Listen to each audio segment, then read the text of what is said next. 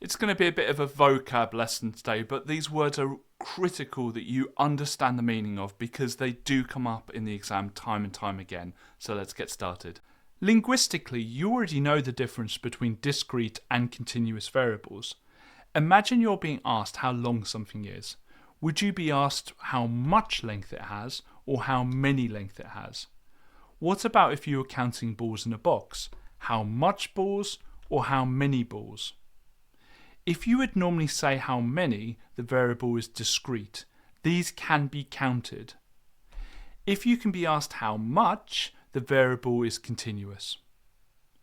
All discrete and continuous variables are quantitative because they generate a number.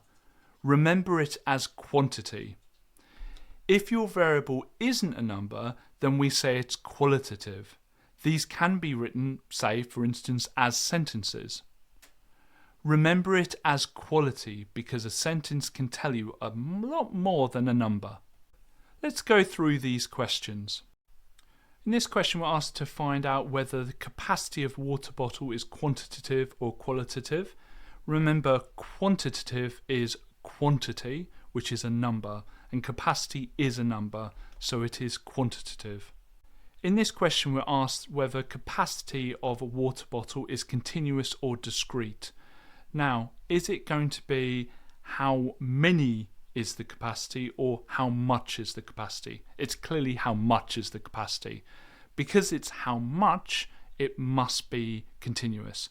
If you think about it, if you can have any number at all as the answer, so 39.999876321, then it is going to be continuous. Discrete data must have defined values. In this question, we're asked to find the class boundaries, midpoint and class width for the final group, so the 600 to 1000 group. The class boundaries are exactly the numbers that are circled. So the lowest it can be and the highest it can be. Because it's continuous, you might be tempted to write 999.9 recurring. It's continuous, so that number is actually the same as 1000. So the class boundaries will be 600 and 1000.